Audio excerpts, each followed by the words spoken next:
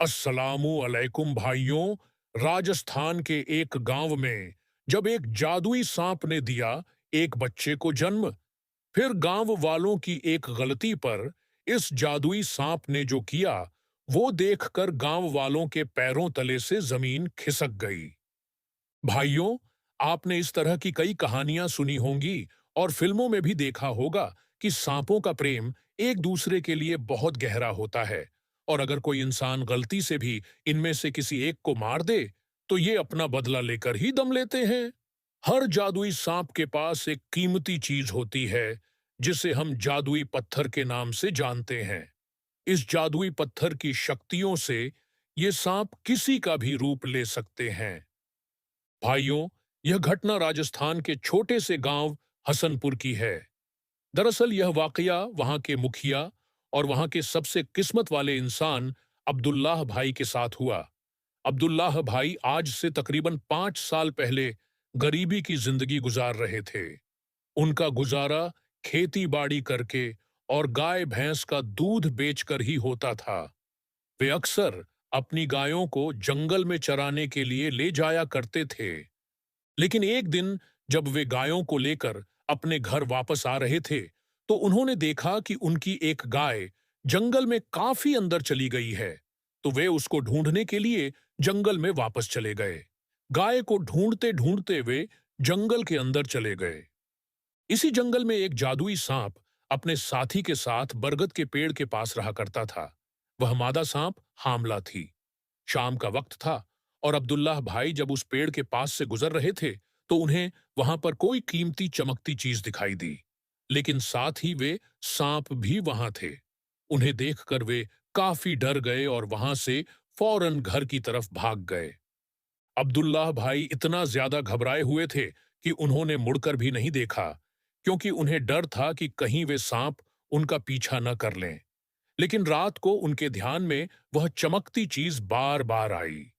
वे इतना तो समझ गए थे कि हो न हो, वह काफी कीमती चीज थी, और अगर वह उन्हें मिल गई तो वे भी किस्मत वाले हो जाएंगे, माला माल हो जाएंगे।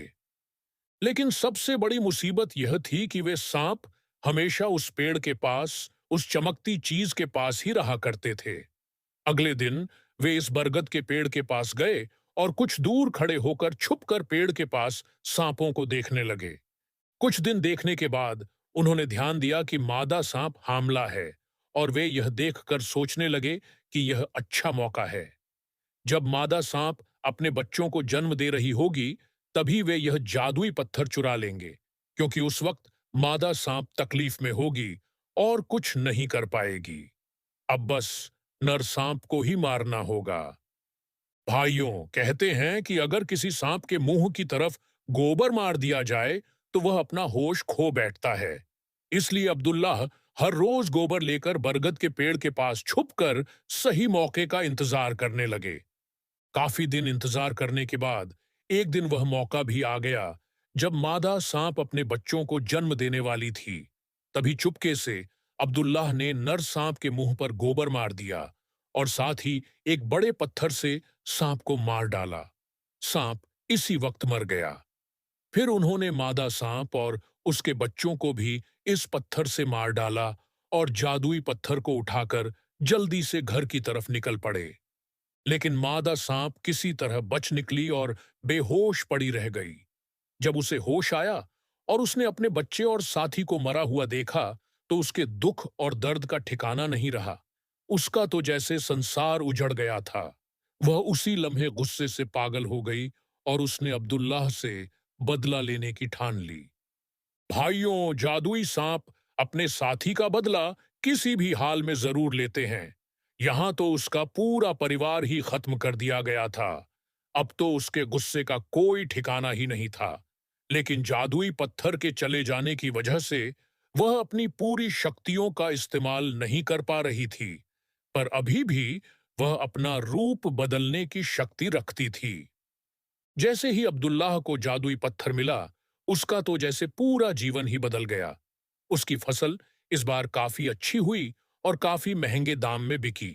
जो भी धंधा वे कर रहे थे, उसमें हर जगह फायदा ही मिल रहा था।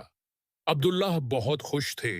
लेकिन वे जानते थे कि यह चमत्कार इस पत्थर से ही हो रहा है।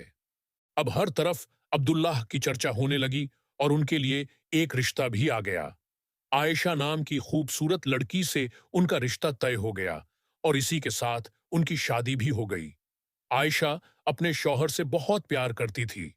दोनों एक दूसरे का हर काम में साथ निभाया करते थे। उनकी जोड़ी गांव में मिसाल बन चुकी थी। उधर मादा सांप ने भी एक नया रूप ले लिया और इब्राहिम नाम रखकर अब्दुल्लाह के यहाँ मुंशी बन गया। अब्दुल्लाह का एतबार जीतने लगा। अब्दुल्लाह भी उसकी वफादारी को देखकर उसे अपना भाई मानने लगे।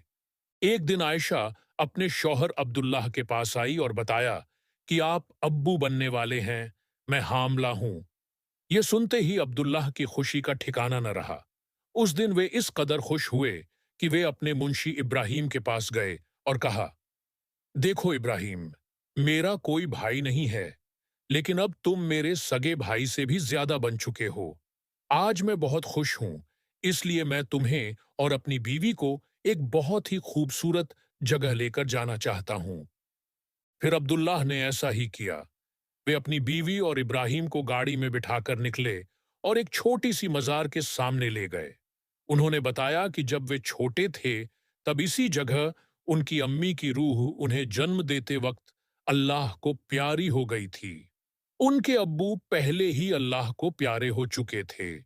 तब एक बुजुर्ग बाबा ने उनकी अम्मी को यहीं दफन किया था और अब्दुल्लाह को इस बाबा ने पाला था।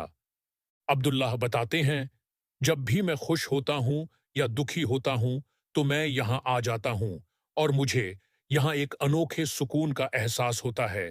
आज तुम दोनों को मैं इसलिए यहाँ लाया हूँ क्योंकि तुम दोनों अब मेरी जिंदगी का अहम हिस्सा हो।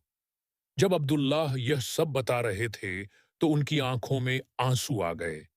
भाइयों, यह सुनते ही सबकी आंखों में आंसू आ गए।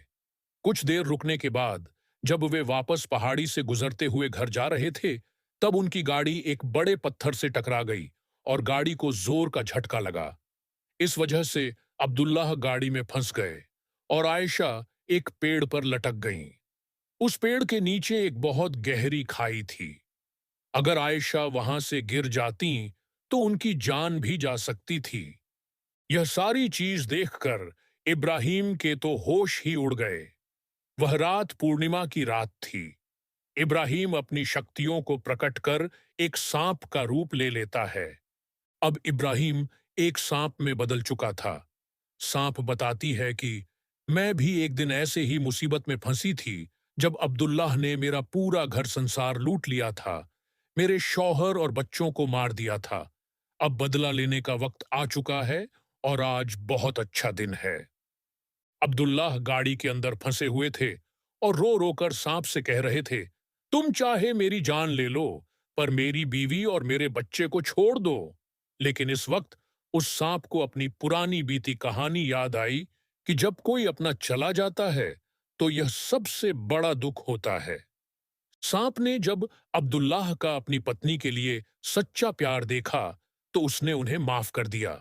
आयशा को उस पेड़ से बचाया और दोनों को अस्पताल छोड़कर वापस जंगल में बरगद के पेड़ के पास चली गई।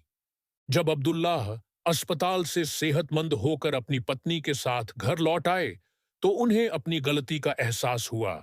उन्होंने जान लिया था कि उन्होंने कितनी बड़ी गलती की थी। वे जादुई पत्थर को लेकर बरगद के पेड़ के पास गए और पेड़ के पास जादुई पत्थर को रखकर फूट फूट कर रोने लगे और शाम को वापस घर आ गए। भाइयों, इंसान कभी कभी लालच में इतनी बड़ी गलती कर देता है कि उस गलती को कभी भी ठीक नहीं किया जा सकता और केवल पछतावा ही रह जाता है। भाइयों, आज की वीडियो में इतना ही। अगर आपको आज की वीडियो पसंद आई हो, तो वीडियो को लाइक जरूर करें। हम मिलेंगे आपसे बहुत जल्द एक और नई वीडियो के साथ। तब तक के लिए अल्लाह हाफिज।